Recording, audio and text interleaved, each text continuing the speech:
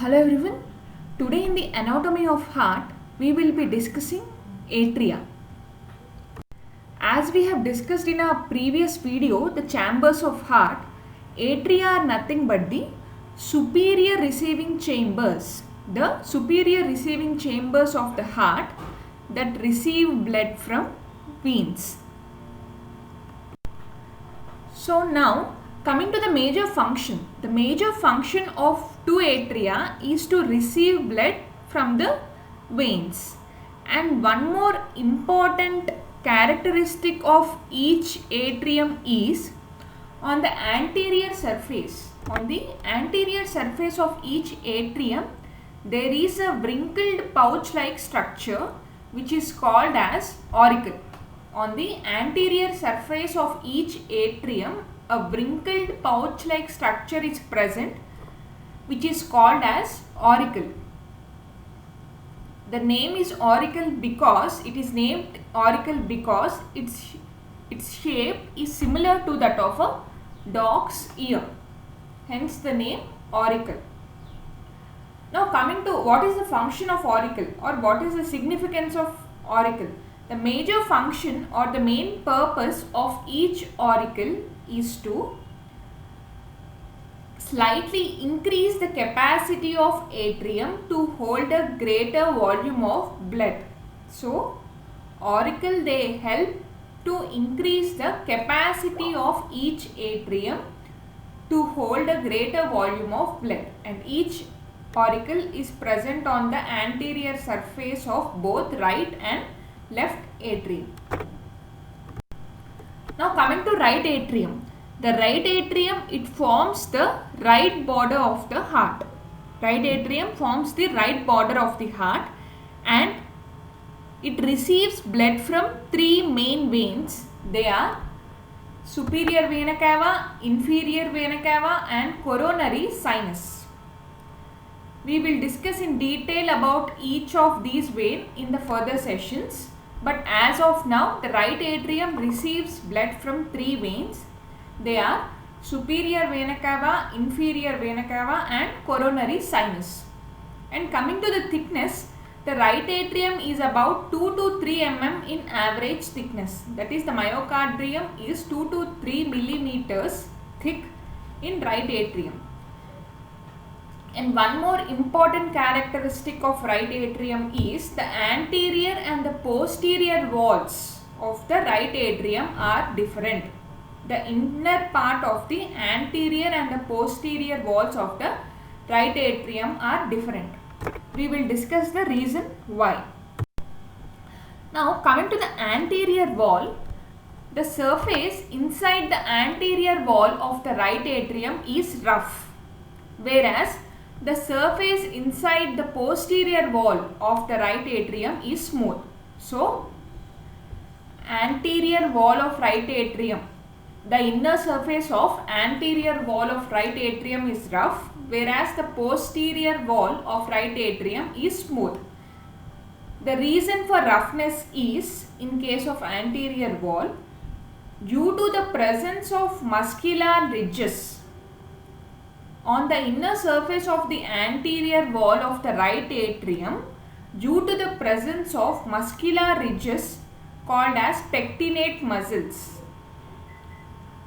Because of the presence of these muscles, the inner wall of the right anterior wall, especially the inner anterior wall of the right atrium, is rough. And as we all know, each auricle is present on the right anterior surface of each atrium, and these pectinate muscles of the anterior wall of right atrium, they also extend into the auricle. Now coming to the valve. So in order to blood to flow or pass from right atrium to the right ventricle, there is a valve, and that valve is called as tricuspid valve. So the blood flows from the right atrium to the right ventricle through tricuspid valve. The name is tricuspid because it has three cusps. or leaflets. Because it has 3 leaflets or cusps, it is called as tricuspid valve. This is a very important point. The blood from right atrium, it flows through tricuspid valve into the right ventricle. So let us discuss about what is tricuspid valve. The blood, as we all know, the blood passes from the right atrium to the right ventricle through a valve called as tricuspid valve. And because it has 3 leaflets or cusps, it is called as tricuspid valve. And because it allows the blood to pass from right atrium or right atrium to right ventricle, it is also called as right atrioventricular valve. Tricuspid valve is also called as right atrioventricular valve. Because it has 3 leaflets, it is called as tricuspid valve. And because it allows the passage of blood from right atrium to right ventricle, it is also called as atrioventricular valve. And the valves of the heart are composed of dense connective tissue covered by endocardium. While discussing the layers of heart, in case of endocardium, we have discussed that endocardium covers the valves. So the valves of the heart, they are composed of dense connective tissues which is covered by endocardium. So tricuspid valve is very important. It allows the blood to pass from the right atrium to the right atrium to the right ventricle. And it is also called as right atrioventricular valve. By this we complete right atrium. Now coming to left atrium. The left atrium is also about same thickness as that of the right atrium, that is 2 to 3 millimeters of thickness.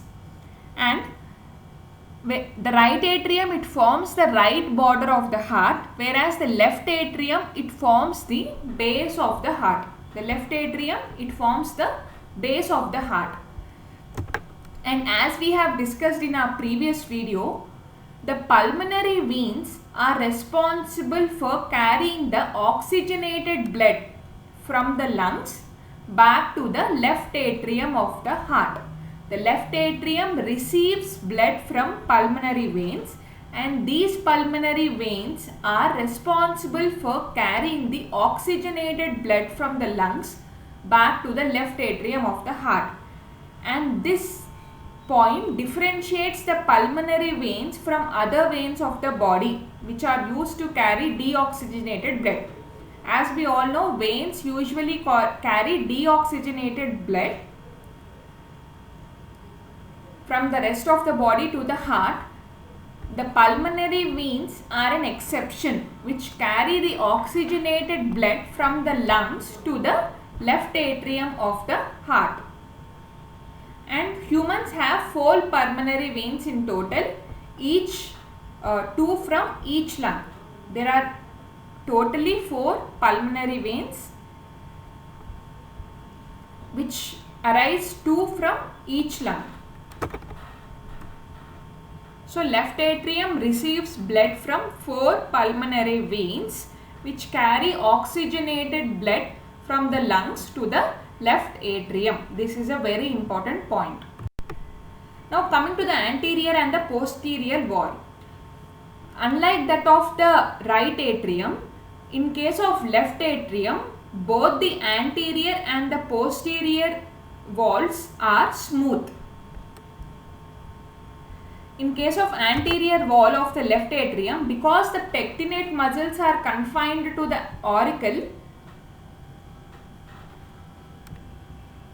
the anterior surface of the left atrium is also smooth, and the surface inside the posterior wall of the left atrium is smooth, similar to that of the right atrium. Now coming to the valve. Similarly, similar to that of the right atrium and right ventricle, the blood flows from left atrium to left ventricle through a valve which is called as bicuspid valve. The blood flows from left atrium to left ventricle through a bicuspid valve. It is called as bicuspid because it has two leaflets or cusps. The blood flows from left atrium to left ventricle through bicuspid valve. Now let us discuss about bicuspid valve. As we all know, the blood passes from left atrium to left ventricle through a valve called as bicuspid valve, and because it has two leaflets or cusps, it is called as bicuspid valve. And because it allows the passage of blood from left atrium to left ventricle, it is also called as left atrioventricular valve. And bicuspid valve is also called as mitral valve because the term mitral refers to the resemblance to a bishop's mitre, that is nothing but the hat, which is two-sided. Because of its resemblance to the bishop's hat, which is two-sided, it is also called as mitral valve. So bicuspid valve is called as left atrioventricular valve and also called as mitral valve. And as we all know, the valves of the heart are composed of dense connective tissues covered by endocardium.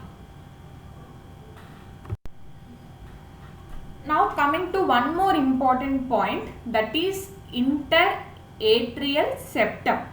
Between the right atrium and the left atrium, there is a thin partition called as interatrial septum, which separates right atrium from the left atrium, or there is a partition between the right and the left atrium. There is a partition called as interatrial septum.